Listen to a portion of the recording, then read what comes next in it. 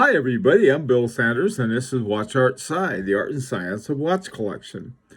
Today, what I want to talk about are watches that are inexpensive watches but have interesting horology. They talk about high horology, and that's more of a marketing term almost, and the expectation of having gold or platinum cases and so forth. What this horology is really looking at interesting things in the movement. Now, probably the most interesting movement that most people have if they, in their collection will be a chronograph. And chronographs tend to be more expensive, and so I went looking around to find an interesting chronograph, and I found one, Tissot Couture chronograph. It has an ETA caliber C01.211. Now, the important thing about this, and the interesting thing about this, it has a base of a Lemania 5100. And the CO1.211, first of all, it has a frequency of 2100, 600, 3 hertz instead of 4 hertz. If you go take a look at the finalist in the Grand Prix for men's watches and some of the other tougher categories of watches, you're going to find that most of them are 2100, 600, or even are 18,000. They're the lower frequencies. And this one's chronograph minutes, small seconds, again, and the date. Now, here's the interesting thing about it. The original Lemania 5100 base was 4 hertz.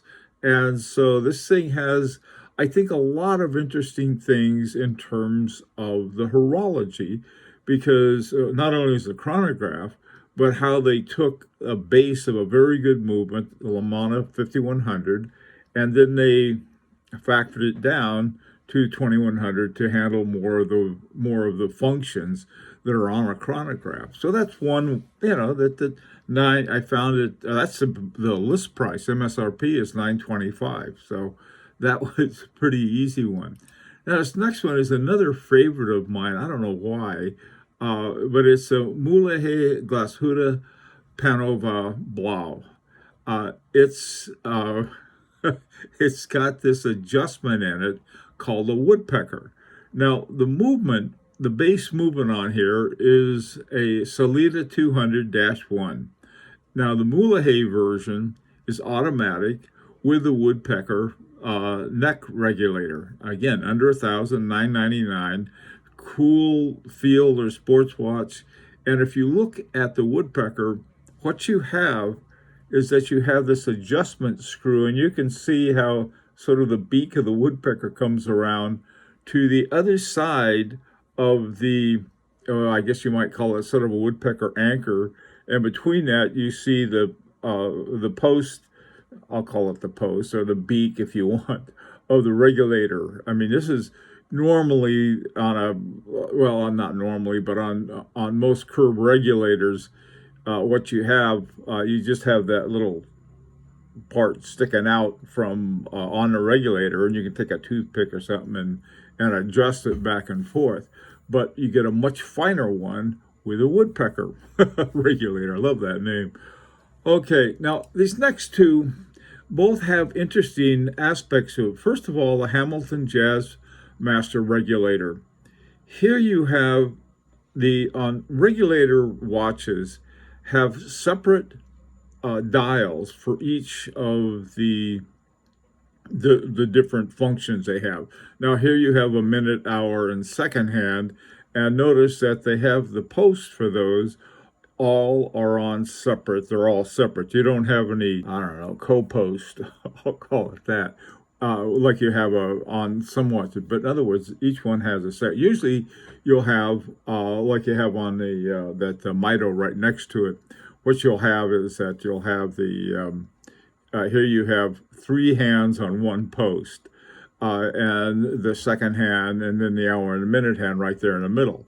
But this one has another interesting function, and that's a power reserve indicator. So you know how much, power your watch has last. Now, these are not great things, but they're interesting, and they're interesting horology that you can find in relatively inexpensive watches. Both of one is the Regulator, the Jazzmaster is 579. This is at Ashford, and the Mito is 629. Again, well under 1,000 for both of them. Now, this last one I want to show you. This watch I got, it wasn't under 1,000. It was around 4,000. I think the list on these is around 8,800. So we're sort of in a sort of higher level. But the base movement is an ETA on this. Here's the thing on this one, and the reason I got it is that when I saw that it had an Agonies module on it, I was like, wow, what is that? And I found out the same gearing, it's not used on a lot of different watches. It's a very special kind of gear. And this one has two of them. They're called Agonies Gears, and each one of the teeth has a little spring, and so when they go, they don't slip. And this is when you take it, especially when you have one so far away from the main gear train.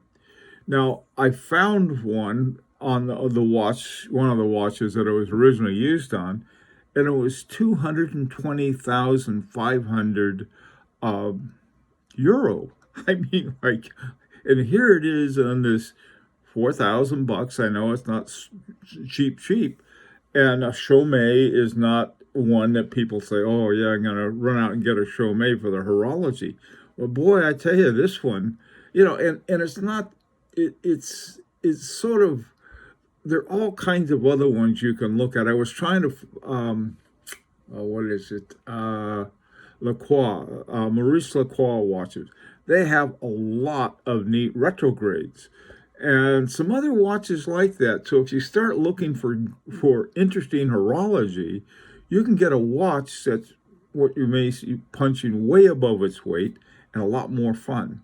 Let me know what you think. I would like to hear some other ideas you have, some other watches I may have missed that have really great horology that are inexpensive. Let me know. It's an opportunity to subscribe if you'd like. And until next time, this is Bill Standard for Watch Art Sci, the art and science of watch collection.